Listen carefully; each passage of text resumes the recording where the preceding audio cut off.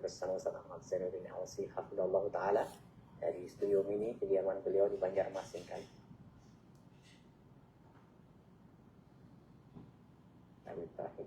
Kami ingatkan untuk Anda yang bertanya silahkan 0218236543 via telepon maupun via WhatsApp pesan singkat.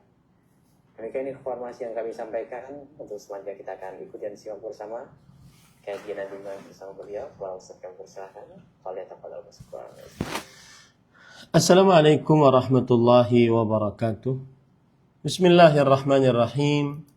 Innal hamdalillah nahmaduhu wa nasta'inuhu wa nastaghfiruh wa na'udzu billahi min shururi anfusina wa sayyiati a'malina. Man yahdihillahu fala mudilla lahu wa man yudlil fala hadiya lahu. Wa ashhadu an la ilaha illallah wahdahu la syarika lahu wa ashhadu anna Muhammadan abduhu wa rasuluh. Ya ayyuhalladzina amanu taqullaha haqqa tuqatih wa la tamutunna illa wa antum muslimun. Ya ayyuhan nasu taqu rabbakumul ladzi khalaqakum min nafsin wahidah wa khalaqa minha zawjaha wa batha minhuma rijalan katsiran wa nisaa'a wattaqullaha alladzi tasaaluna bihi wal arham innallaha kana 'alaikum raqiba. Ya ayyuhalladzina amanu taqullaha wa qulu qawlan sadida yuslih lakum a'malakum wa yaghfir lakum dhunubakum wa man yuti'illaha wa rasulahu faqad faza fawzan 'azima. Amma ba'd, fa inna asdaqal hadits kitabullah wa ahsanul hadi hadi Muhammadin sallallahu alaihi wa ala alihi wasallam wa syarrul umuri muhdatsatuha wa kullu muhdatsatin bid'ah wa kullu bid'atin dhalalah wa kullu dhalalatin finnar. Alhamdulillah, kita bersyukur pada Allah Subhanahu wa taala pada hari ini, hari Rabu pagi 6 Sya'ban 1446 Hijriah, bertepatan dengan 5 Februari 2025. Kita kembali duduk bersama mengkaji kitab Fathul Majid Syarhu Kitab Tauhid yang ditulis oleh Fadilat Syekh Al-Allama Abdurrahman bin Hasan Al-Syekh rahimahullah. Salawat dan salam semoga selalu Allah berikan kepada Nabi kita Muhammad sallallahu alaihi wa ala alihi wasallam, pada keluarga beliau, para sahabat, serta orang-orang yang mengikuti beliau sampai hari kiamat kelak. Dengan nama-nama Allah yang husna dan sifat-sifatnya yang ulia, kita berdoa, Allahumma inna nas'aluka ilman nafi'an wa rizqan tayyiban wa amalan mutaqabbala. Allahumma amin. Ahibati fillah, para pemirsa Roja TV, para pendengar Radio Roja, dan seluruh kaum muslimin yang mengikuti kajian ini dimanapun berada, kita pada kesempatan kali ini membaca bab yang baru, babu qawlihi ta'ala fala taj'alu lillahi andadan wa antum ta'lamun. Bab yang ke-42, bab firman Allah Subhanahu wa taala yang artinya, karena itu janganlah kalian mengadakan sekutu-sekutu bagi Allah padahal kalian mengetahuinya. Quran surah Al-Baqarah ayat 22. Makna dari bab ini adalah, bab ini menjelaskan larangan seorang muslim menjadikan sekutu-sekutu bagi Allah Subhanahu wa taala. Larangan untuk seorang muslim menjadikan untuk Allah sekutu-sekutu. Ya, menjadikan untuk Allah Subhanahu wa taala sekutu-sekutu. Adapun hubungan bab ini dengan tauhid menunjukkan contoh perbuatan syirik, yaitu menjadikan sekutu bagi Allah Subhanahu wa taala. Dan menjadikan sekutu bagi Allah jika itu dalam ucapan saja, maka berarti itu syirik asghar. Ya. Kalau dalam ucapan saja. Akan tetapi kalau seandainya sampai masuk kepada keyakinan dan perbuatan, maka masuk ke dalam syirik akbar. Ya, itu bedanya jika menjadikan sekutu dalam ucapan. Kita menjadikan sekutu bagi Allah Subhanahu wa taala dalam ucapan kita. Misalkan kalau seandainya bukan karena Allah dan kamu, maka saya akan mati. Nah, ini sekutu dalam ucapan, ya. Kalau seandainya saya bersumpah demi Allah dan demi Rasulullah. Nah, ini menjadikan sekutu bagi Allah dalam sumpahnya. Kalau dalam ucapan maka dia adalah syirik asghar.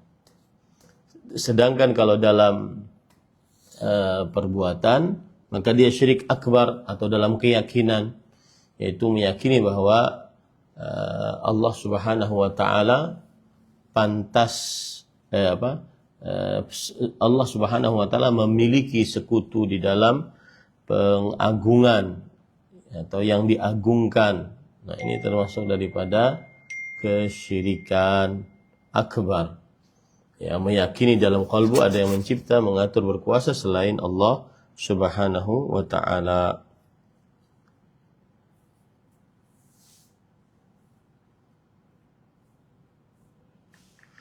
Taib, ahibati fillah, afanillah wa iyyakum.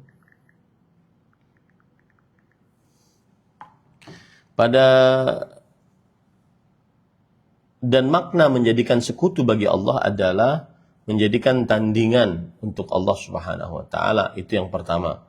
Jadi ada Allah kemudian ditanding dengan selain Allah Subhanahu wa taala. Kemudian yang kedua adalah menjadikan penolong bagi Allah Subhanahu wa taala. Jadi Allah mengatur alam semesta ini ditolong oleh Dia. Kemudian yang ketiga, menjadikan anak atau istri bagi Allah Subhanahu wa taala. Ini termasuk daripada menjadikan sekutu bagi Allah Subhanahu wa taala. Kemudian yang keempat, menyetarakan Allah dengan selain Allah Subhanahu wa taala, atau menyetarakan selain Allah dengan Allah Subhanahu wa taala. Nah, ini 4 makna yang dimaksud dengan menjadikan sekutu bagi Allah Subhanahu wa taala. Ya, jadi yang pertama menjadikan tandingan untuk Allah Subhanahu wa taala. Yang kedua, menjadikan penolong untuk Allah Subhanahu wa taala. Kemudian yang ketiga, menjadikan anak atau istri bagi Allah Subhanahu wa taala, bahwa Allah memiliki anak atau Allah memiliki pasangan. Kemudian yang keempat, menjadikan sesuatu setara dengan Allah Subhanahu wa taala. Nah, ini yang dimaksud dengan menjadikan sekutu bagi Allah Subhanahu wa taala. Baik. Kita baca apa yang disebutkan oleh penulis di dalam kitab Fathul Majid. An-niddu al-mathal wan-nadhir. An-niddu al-mathal wan-nadhir.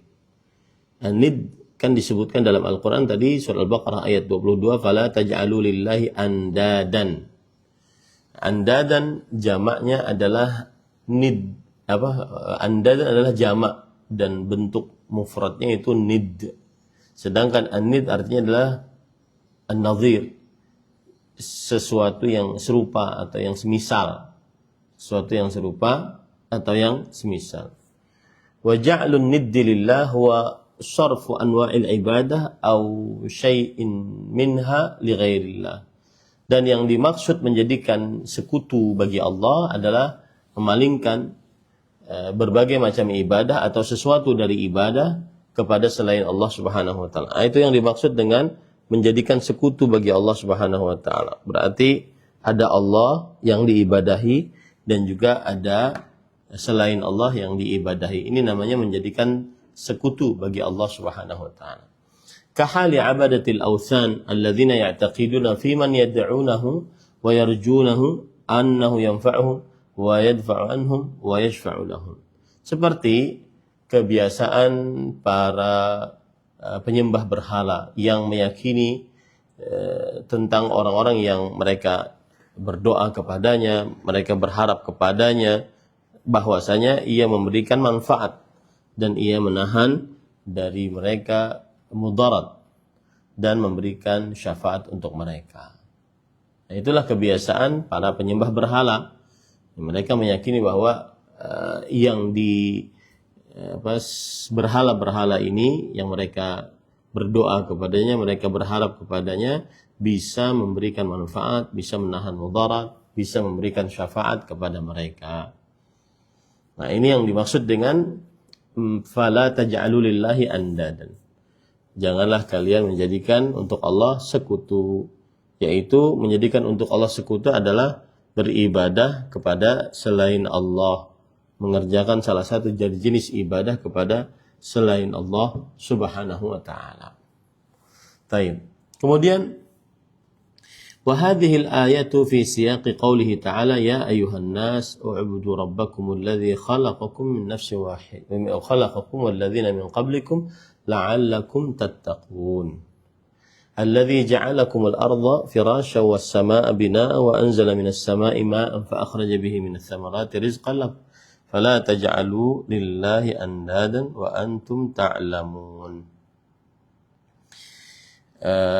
Ayat ini, yaitu surat Al-Baqarah ayat 22, adalah secara lengkap kalau kita baca dari ayat 21 sampai 22. Kemudian penulis membawakan secara lengkap ayat 21 dan 22 agar makna ayatnya lebih jelas, ya, yaitu Allah berfirman yang artinya wahai manusia beribadahlah kalian kepada Rabb kalian yang telah menciptakan kalian dan orang-orang sebelum kalian agar kalian bertakwa, yang menjadikan bagi kalian bumi rata dan langit sebagai atapnya, dan menurunkan dari langit air dan mengeluarkan dari bumi tersebut buah-buahan sebagai rezeki bagi kalian. Maka janganlah jadikan untuk Allah sekutu-sekutu dalam keadaan kalian menyadarinya. Nah, jadi ayat ini yang dibawakan oleh penulis fala taj'alu lillahi andadan wa antum ta'lamun, itu sebenarnya kalau ingin lebih jelas lagi dibaca dari mulai surat Al-Baqarah ayat 21-nya sampai kepada ayat 22-nya. Qala al-Imad Ibnu Katsir rahimahullahu ta'ala fi tafsirih qala Abu al-Aliya fala taj'alu lillahi andadan ay adla syuraka wa hakadha qala Ar-Rabi' ibnu Anas wa Qatadah wa Suddi wa Abu Malik wa Ismail ibnu Abi Khalid. Al-Imad bin Ibnu Katsir, yaitu Imam Ibnu Katsir, berkata di dalam kitab tafsirnya, yaitu Tafsirul Quran Al-Azim, berkata Abu al-Aliyah. Abu al-Aliyah Ar-Rayyahi. Ar-Rayyahi adalah seorang ahli tafsir di generasi tabi'i, murid langsung dari Abdullah bin Abbas radhiyallahu anhuma. Jadi tentunya tafsirannya sangat luar biasa, ya, karena belajar langsung dari Abdullah bin Abbas radhiyallahu anhuma. Beliau mengatakan fala taj'alu lillahi andadan.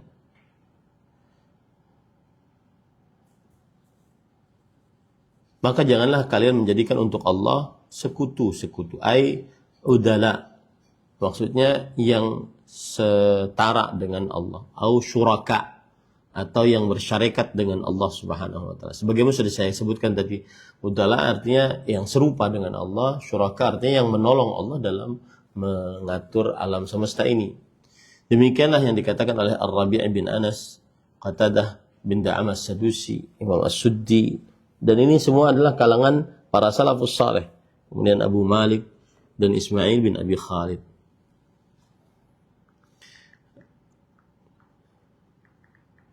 Kemudian para ikhwan dirahmati oleh Allah Subhanahu wa taala,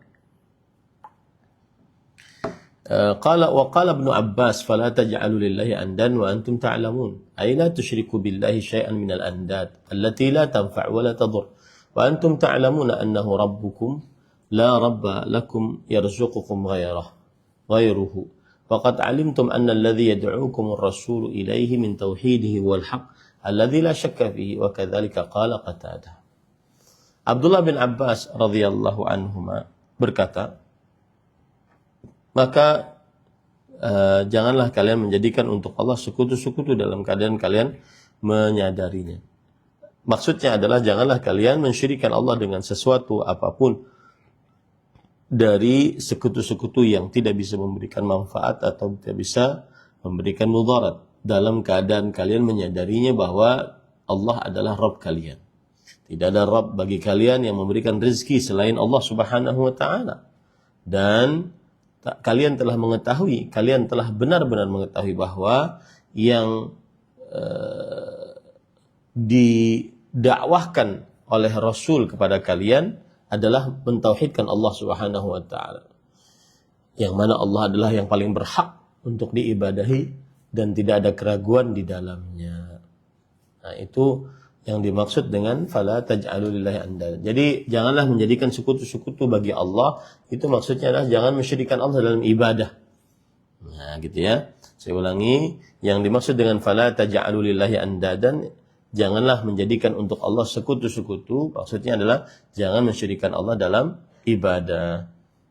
Dan inilah yang didakwahkan oleh Nabi kita Muhammad sallallahu alaihi wasallam.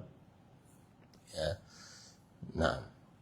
Kemudian wa an Qatadah wa Mujahidin radhiyallahu rahimahumallahu taala fala taj'alu lillahi andadan qala akfa'a minar rijal tuti'unahum fi ma'siyatillah. Nah, di sana ada tafsiran lain dari Imam Qatadah bin Da'amah Sadusi dan Imam Mujahid bin Jabr.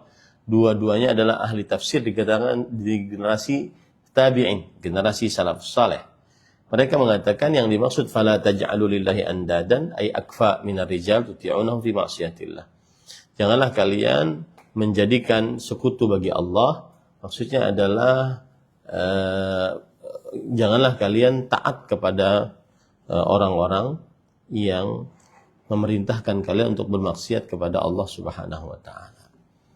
Nah, ini tidak boleh dilakukan yang seperti ini. Nah, ini tafsiran lain. Ya, ini tafsiran lain dari janganlah kalian menjadikan untuk Allah sekutu-sekutu. Jadi kalau tafsiran yang pertama dari Abdullah bin Abbas radhiyallahu anhuma, janganlah kalian mensyirikkan Allah dalam beribadah kepada Allah. Sedangkan yang tafsiran kedua ini adalah janganlah kalian menjadikan orang-orang yang kalian taati di dalam perihal bermaksiat kepada Allah Subhanahu wa taala. Naam. Wa qala Ibnu Zaid al-andad hiya al-alihah allati ja'aluha ma'ahu wa ja'alu laha mithla ma ja'alu lahu. Yang artinya ya, Ibnu Zaid berkata al-andad dia adalah tuhan-tuhan yang mereka menjadikannya bersama Allah Subhanahu wa taala. Mereka meyakininya itu bahwa itu bersama Allah Subhanahu wa taala. Wa ja'alu laha mithla ma ja'alu lah. Dan mereka menjadikan untuk berhala-berhala tersebut seperti apa yang mereka jadikan untuk Allah Subhanahu wa taala. Nah, ini tidak boleh ya, karena ini termasuk syirik akbar. Ya. Kemudian wa an Ibnu Abbas radhiyallahu anhuma fala taj'alu lillahi andadan. Dan dari Abdullah bin Abbas radhiyallahu anhuma beliau berkata, maka janganlah kalian menjadikan untuk Allah sekutu-sekutu. Sekutu maksudnya adalah asbahan, kata Abdullah bin Abbas. Asbahan yaitu yang serupa dengannya. Jadi ada Allah yang mengatur alam semesta ini, ada yang serupa dengan Allah juga yang mengatur alam semesta ini. Jadi bedanya tafsiran yang mengatakan bahwa andadan adalah penolong Allah Subhanahu. Ada Allah yang mengatur alam semesta ini dan ditolong oleh makhluk yang mengatur alam semesta ini. Ini semuanya adalah keyakinan kekufuran jika berasal dari qalbu, Qala Mujahidun fala taj'alu lillahi andadan wa antum ta'lamun. Imam Mujahid rahimahullahu taala berkata, janganlah kalian maksud dari firman Allah, janganlah kalian menjadikan untuk Allah sekutu-sekutu dalam kalian menyadarinya. Ta'lamuna annahu ilahun wahidun fit Taurat wal Injil. Kalian wahai ahlul kitab mengetahui bahwa Allah Subhanahu wa taala satu-satunya Tuhan yang paling berhak diibadahi, baik yang disebutkan dalam kitab Taurat ataupun di dalam kitab Injil. Wa dzakara haditsan fi ma'na hadhihi al-ayat al-karimah wa huwa ma fi musnad Imam Ahmad anil Harith al-Ash'ari anna Nabiy Allah sallallahu alaihi wasallam qala inna Allah amara Yahya ibn Zakaria alaihi salam bi khamsi kalimat. an ya'mala bihinna wa an ya'mura bani Israila an ya'malu bihinna wa annahu kada an yubti'a biha. Faqala lahu Isa inna Allah amaraka bi 5 kalimat an ta'mala bihinna wa ta'mura bani Israila an ya'malu bihinna fa imma an tuballighahunna wa imma an uballighahunna. Dan beliau telah menyebutkan sebuah hadis yang semakna dengan ayat ini, yaitu hadis yang diriwayatkan oleh Imam Ahmad dari Al-Harith bin Harith Al-Ash'ari, bahwa Nabi Muhammad sallallahu alaihi wasallam bersabda, sesungguhnya Allah telah memerintahkan Yahya bin Zakaria alaihissalam dengan 5 perkara. Yang pertama yaitu hendaknya mengerjakan ilmu yang sudah ditimba. Yang kedua adalah memerintahkan Bani Israel mengerjakan apa yang sudah mereka ketahui. Dan sepertinya mereka masih mengundur-undur akan hal ini. Lalu Nabi Isa alaihissalam berkata, sesungguhnya Allah telah memerintahkan engkau dengan 5 perkara. An ta'mala bihinna, hendaknya engkau mengerjakannya, ya, mengerjakan perkara 5 tadi, dan memerintahkan Bani Israel untuk mengerjakan 5 perkara tadi. Wa imma an tablughahunna wa imma an ubalighahunna. Baik itu kalian yang menyampaikannya atau aku yang menyampaikannya. Faqala ya akhi inni akhsha in sabaqtani an u'adzab aw yukhsafa bi. Kemudian ia berkata, wahai saudaraku, aku takut jika engkau mendahuluiku, aku akan disiksa atau aku akan ditenggelamkan ke dalam bumi. Qala fajama'a Yahya ibnu Zakaria Bani Israel fi Baitul Maqdis hatta imtala al-masjid wa qu'ida 'ala syaraf. Maka akhirnya Yahya bin Zakaria mengumpulkan Bani Israel di Baitul Maqdis sampai masjid penuh dan beliau didudukkan di atas syaraf. Fahaminallahu wa athna alaih. Maka kemudian beliau bermuji Allah dan memuji Allah Subhanahu wa taala. Tsumma qala innallaha amarani bi 5 kalimat an a'mala bihinna wa amurakum an ta'malu bihinna. Sesungguhnya Allah merintahkan aku untuk mengerjakan 5 perkara agar aku mengerjakannya dan agar aku memerintahkan orang lain untuk mengerjakannya. Nah, ya, 5 perkara tersebut apa? Ulahunna an ta'budullah wa la tusyriku bihi syai'an. 5 perkara tersebut adalah beribadah kepada Allah dan tidak mensyirikkan Allah dengan sesuatu apapun. Fa inna mithla dzalika kamathali rajulin ishtara 'abdan min khalisi malihi bidhahabin aw waraq.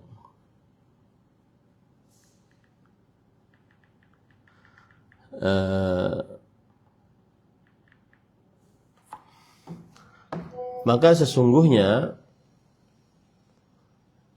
yang seperti itu seperti seseorang lelaki yang membeli seorang budak dari hartanya sendiri dengan emas atau dengan perak. Lalu budak tersebut beramal.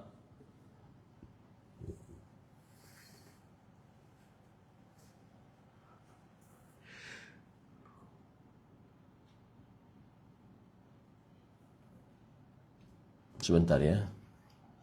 An ta'budullah wa la tusyriku bihi syai'an fa inna mathala dzalika kamathali rajulin ishtara 'abdan min khalisi malihi bidhahabin aw waraq faja'ala ya'malu wa yu'addi ghillatahu ila ghairi sayyidihi fa ayyukum yusrihi an yakuna 'abdahu kadzalik wa inna Allah khalaqakum wa razaqakum fa'buduhu wa la tusyriku bihi syai'an.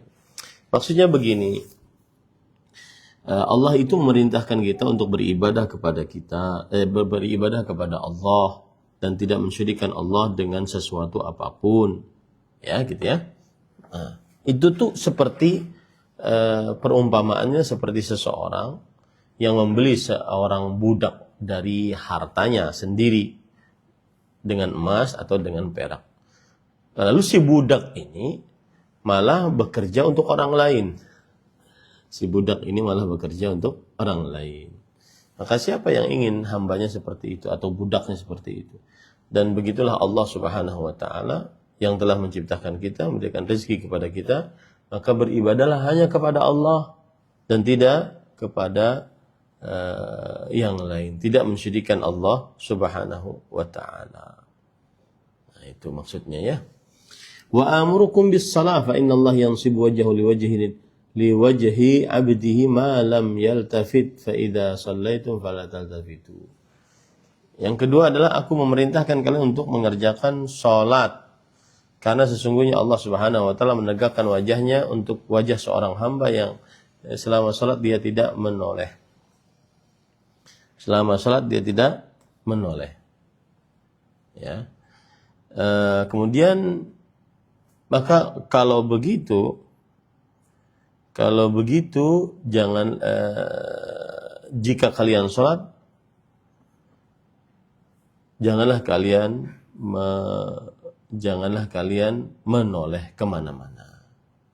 Nah ini yang kedua. Wa amrukum bis-siyam fa inna mathala dhalika kamathali rajulin ma'ahu surrah min misk fi asabati kullihim yajidu rihal misk wa inna khulufa famis saim atyabu indallah minal misk. Yang artinya, dan aku merintahkan kalian untuk berpuasa, karena perumpamaan hal tersebut seperti perumpamaan seseorang yang bersamanya satu karung dari minyak wangi misik di dalam sebuah pendapatan seluruhnya. Ia mendapati minyak wangi misik. Sesungguhnya bau mulut orang yang berpuasa lebih wangi di sisi Allah dibandingkan minyak wangi misik. Lebih wangi di sisi Allah dibandingkan minyak wangi misik. Nah, ini para ikhwan yang dirahmati Allah. Kemudian wa amrukum bis sadaqah, dan aku perintahkan kepada kalian untuk bersedekah. Sesungguhnya hal tersebut seperti permisalannya seperti seseorang asarahul adu, dia ditawan oleh musuh, fashaddu yadaihi ila unuqi, kemudian dia diikat tangannya ke lehernya, faqaddamuhu liyadribu unuqah, kemudian mereka mengedepankannya agar bisa memukul lehernya. Faqala lahum hal lakum an aftadiya nafsi minkum. Lalu orang tersebut berkata, apakah aku bisa menebus diriku dari siksaan kalian ini? Faja'ala yabtadi bil qalil wal katsir hatta fakka nafsahu. Maka akhirnya dia menebus dirinya dengan harta seluruhnya sampai dia membebaskan dirinya sendiri. Nah, wa amrukum bi dzikrillahi katsiran, dan aku perintahkan untuk berzikir kepada Allah Subhanahu wa taala sebanyak-banyaknya. Fa inna mathala dzalika kamathali rajulin talabahu al-adu sira'an fi athari. Orang yang berzikir itu seperti seseorang yang dicari oleh musuh dengan cepat, mengikuti musuhnya dari belakang. Fa atahisnan hasinan fatahassana fihi. Lalu dia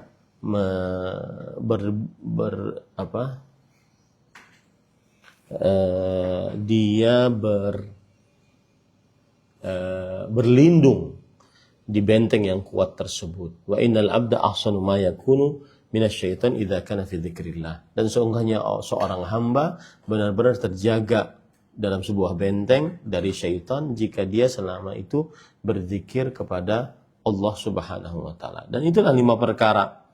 Ya, itulah 5 perkara. Nah, timbul pertanyaan, kenapa sih menyebutkan ini para ikhwan dirahmati oleh Allah Subhanahu wa taala? Karena tadi kan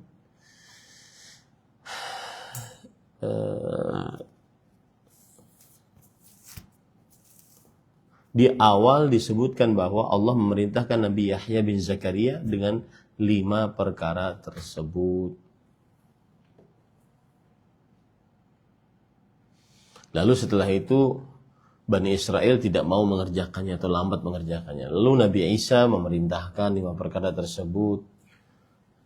Akan tetapi Bani Israel juga lambat untuk mengerjakannya.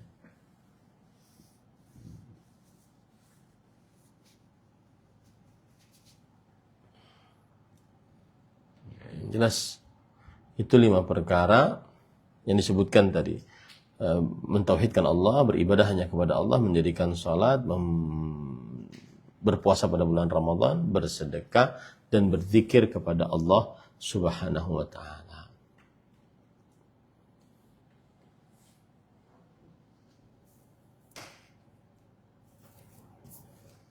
Nah, jadi seperti itu ya. Ini saya masih mikirkan kenapa sampai kepada perkara ini gitu. Yaitu Imam Mujahid kan menyebutkan salah satu tafsiran fala taj'alu lillahi andadan wa antum ta'lamun, janganlah kalian menjadikan untuk Allah sekutu-sekutu dalam keadaan kalian menyadarinya. Nah, kata Imam Mujahid, kalian menyadarinya, mengetahuinya bahwa Allah itu Allah yang tunggal, esa, tidak ada sekutu baginya. Baik itu dari kitab Taurat dan kitab Injil. Nah, gitu ya. Kitab Taurat dan kitab Injil.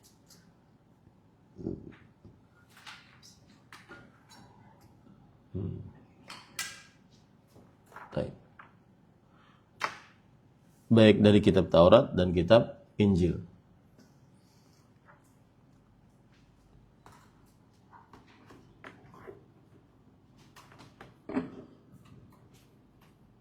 Sebentar, saya masukkan internet supaya kuat.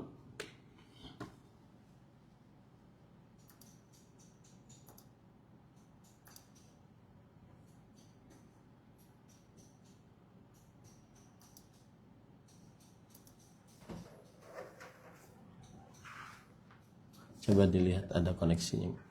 Tapi pada ikhwan yang dirahmati Allah, yang jelas itu tadi bahwa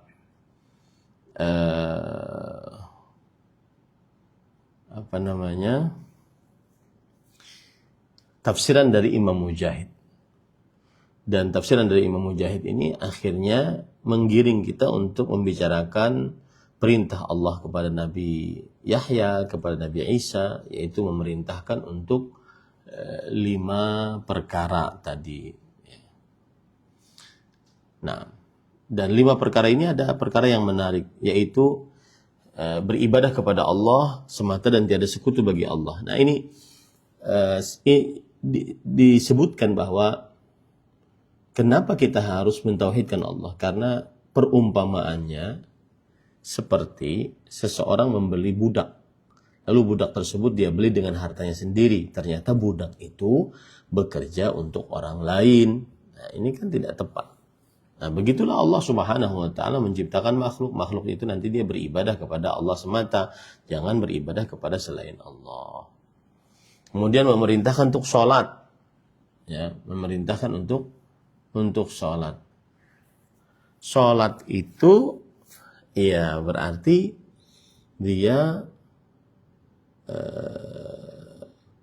meletakkan wajahnya untuk Allah Subhanahu wa ta'ala. Maka selama dia tidak berpaling, maka Allah Subhanahu wa ta'ala akan berhadapan dengan hamba tersebut saat sholat. Memerintahkan untuk puasa, maka itu seperti seseorang yang dia memiliki makanan, di dalam makanan tersebut ada minyak wangi misik. Selama dia tahan makanan tersebut, maka dia akhirnya mendapatkan bau wangi misik tadi. Dia mendapatkan bau wangi misik tadi. Nah, kemudian setelah itu bersedekah. Bersedekah itu seperti seorang yang memiliki seseorang yang ditawan oleh musuh. Kemudian setelah itu dia diikat di lehernya, kemudian mau dipukuli, lalu setelah itu Dia katakan, apakah aku bisa menebus diriku? Maka akhirnya dia menebus dirinya dengan segala macam hartanya. Nah, itu perumpamaan orang yang bersedekah, subhanallah ya. Sedangkan perumpamaan orang yang berzikir kepada Allah adalah ada seseorang yang dicari oleh musuh, ya, dicari-cari oleh musuh, lalu dia sembunyi di sebuah benteng yang kuat dan tidak bisa musuh sampai kepadanya. Nah, itulah perumpamaan orang yang berzikir kepada Allah Subhanahu wa taala.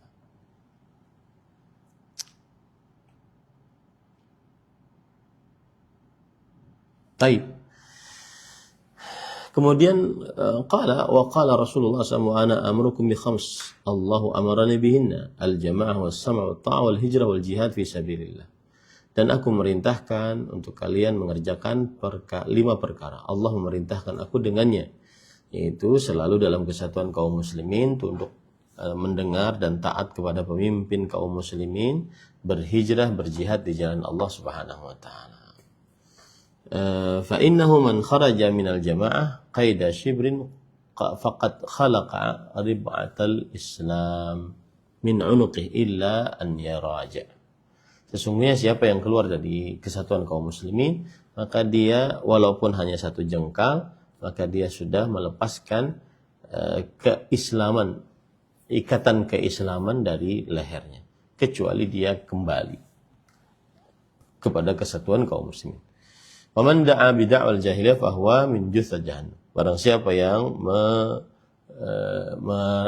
berteriak-teriak seperti kaum jahiliyah, maka dia adalah seperti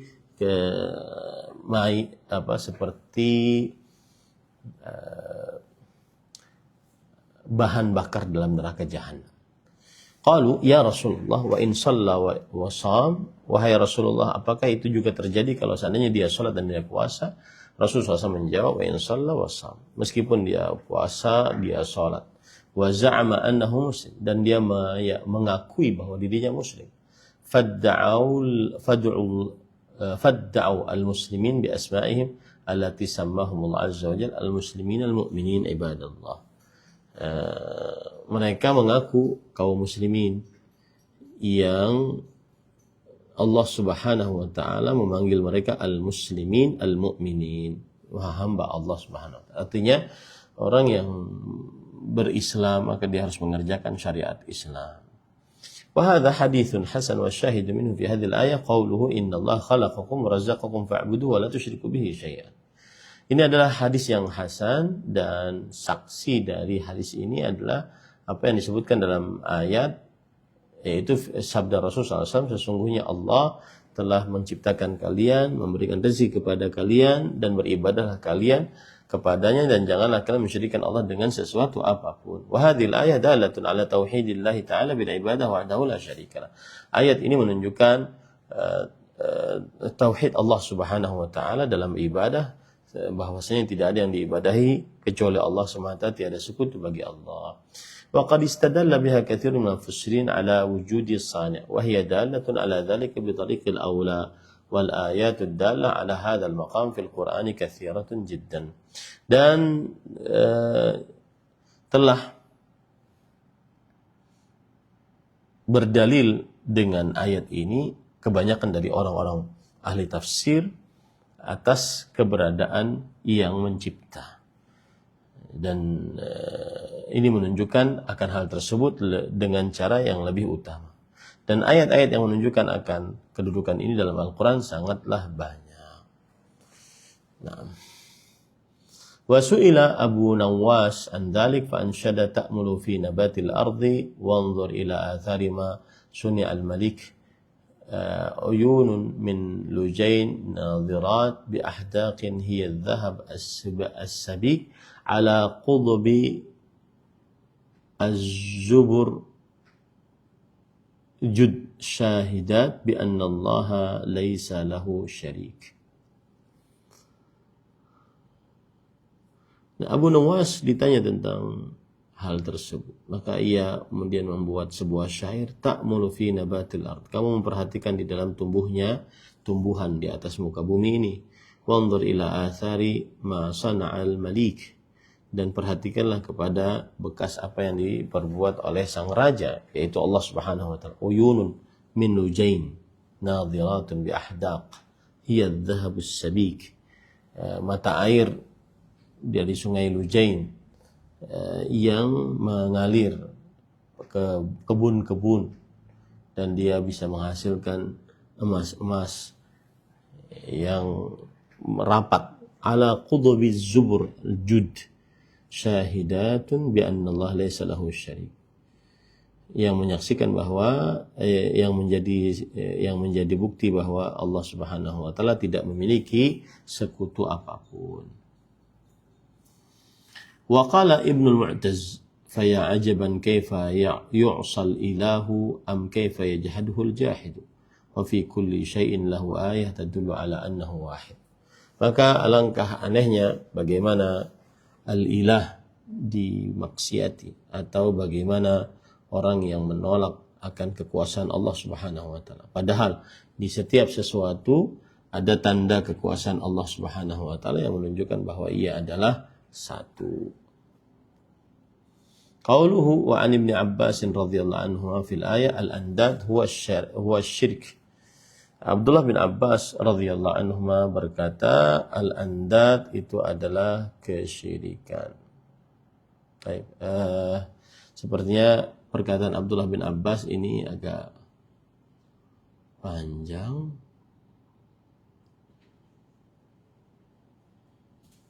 Ya, kita cukupkan dulu sampai sini. Ya, wallahu alam. Nah. Baik Ustaz, barakallahu fikum, jazakallahu khairan. Terima kasih atas pelajaran dan bimbingan yang telah disampaikan di kesempatan pagi hari ini.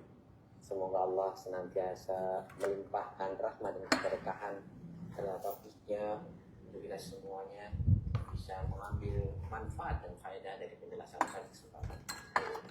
Selanjutnya kami akan coba angkat dari pertanyaan pesan singkat dari Abdullah di Jawa Tengah. Assalamualaikum warahmatullahi wabarakatuh. Ustaz, hukumnya gimana memajang gambar pemandangan yang ada syiar agama lain? Seperti di dalam sebuah gunung ada misalnya tempat ibadah dan tempat ibadah agama lain yang disitu digambarkan tentang keaslian dan keagungan, baik itu yang berupa panorama dan sebagainya. Ada tempat ibadah seperti pagoda dan candi. Bismillah, walhamdulillah, wassalatu wassalamu ala rasulillah wa ala alihi wa ashabihi wa man wala amma ba'd. Tidak diperbolehkan menggambar syiar-syiar agama lain. Karena seorang muslim wajib untuk wala hanya kepada Islam dan bara kepada selain Islam. Dan menggambar-gambar yang merupakan syiar agama Islam lainnya, baik itu bentuk tempat ibadah mereka ataupun simbol-simbol mereka, maka ini termasuk daripada barok terhadap Islam dan wala kepada orang-orang selain Islam. Wallahu a'lam. Baik Ustaz, barakallahu fikum. Selanjutnya kami akan membacakan kembali. Ustaz, bagaimana hukumnya sebagian kaum muslimin karena tidak tahu ketahuannya akan masalah akidah melakukan atau rihlah ke tempat-tempat yang dimana itu cagar budaya tapi tempat peninggalan agama lain. Nah, sering kita bersuah foto di situ dan juga bergembira di dalamnya, tapi tidak tahu bahwasanya itu tempat ibadah. Bagaimana hukumnya Ustaz? Bismillah, alhamdulillah, wassalatu wassalamu ala rasulillah. Kalau seandainya dia tidak tahu itu tempat ibadah, dia tahunya itu tempat rekreasi, maka tidak mengapa. Tapi kalau seandainya dia tahu itu tempat ibadah orang selain Islam, maka seorang muslim ketika masuk ke dalam tempat ibadah orang kafir, ada beberapa hal yang dibincangkan oleh para ulama rahimahullah ta'ala. Mereka mengatakan itu adalah haram. Kenapa? Karena biasanya ada patung-patung yang ada di dalam tempat ibadah-ibadah tersebut. Ya. Ada yang mengatakan cuma makruh. Ya. Akan tetapi wallahu alam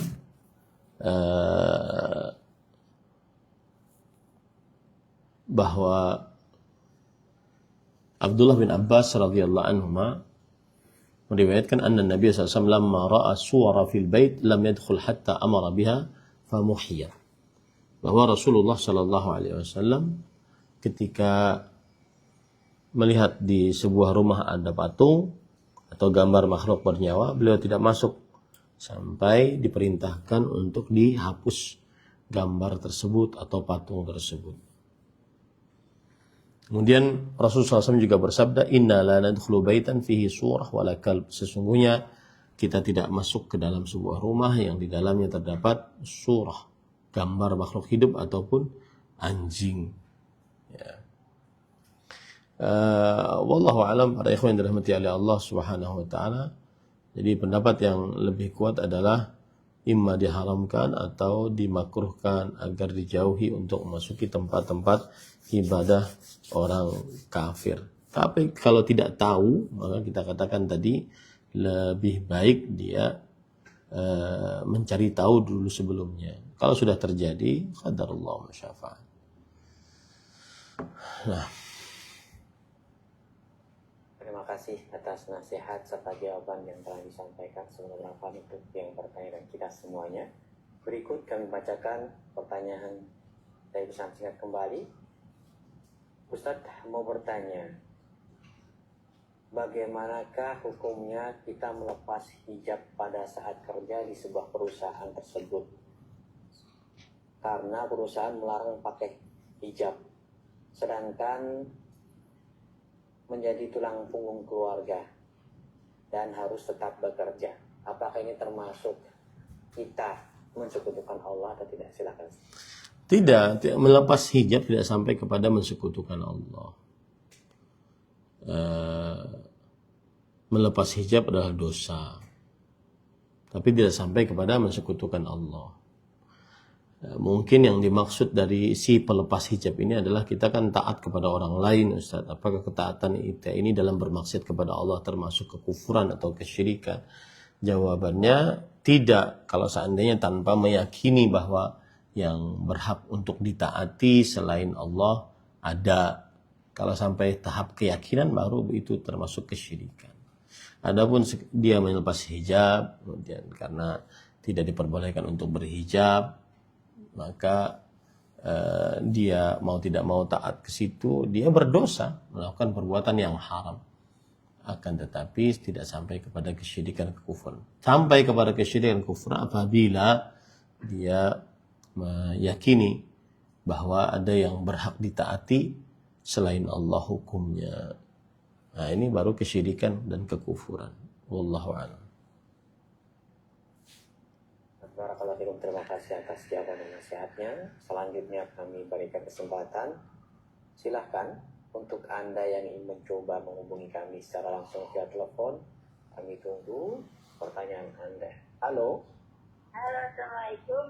Waalaikumsalam warahmatullahi wabarakatuh. Ibu, dengan siapa? Di mana?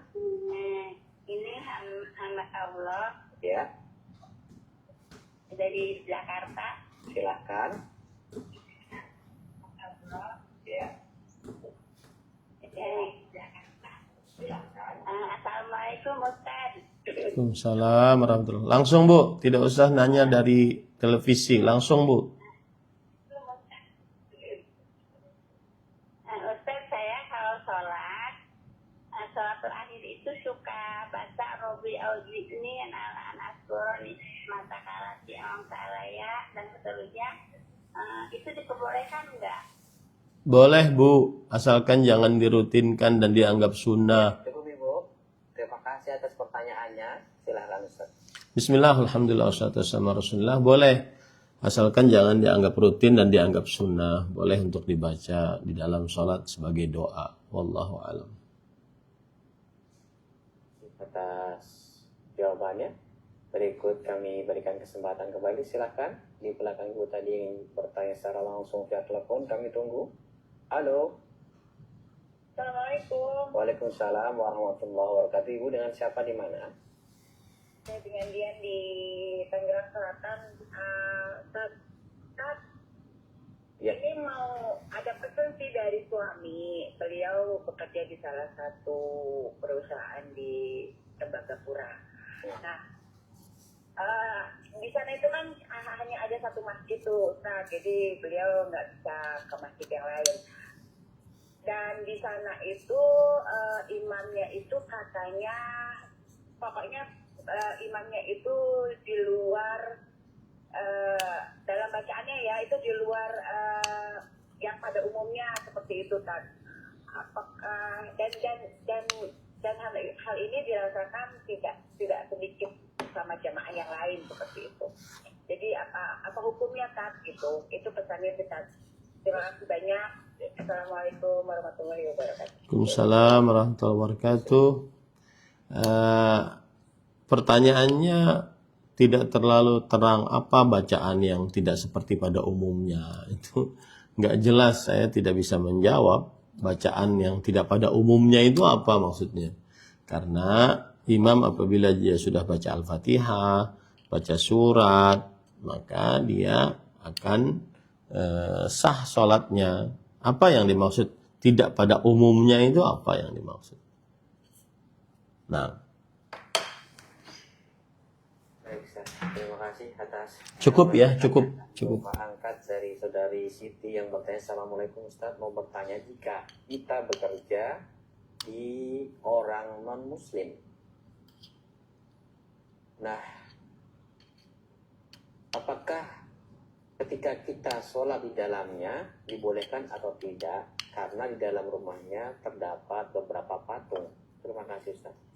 Bismillah, alhamdulillah. Bekerja di rumah orang non-muslim boleh, asalkan dijauhi hal-hal yang berlaku maksiat. Kalau ada patung, maka ya dia tidak bekerja untuk patung kan, kecuali kalau dia membuat sesaji untuk patung. Yang jelas bekerja di rumah orang non-muslim boleh, asalkan bukan maksiat. Kalau ada patung di rumah tersebut, ya jangan diibadahi patungnya. Wallahu a'lam. Dan lebih baik lagi bekerja di rumah kaum muslimin sehingga kita ketemu patung. Wallahu a'lam. Tetapi lebih wara' lagi kalau seandainya dia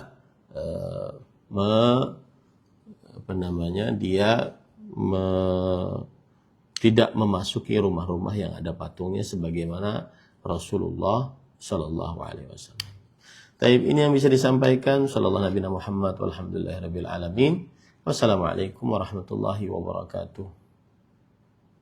Assalamualaikum warahmatullahi wabarakatuh. Jazakallah.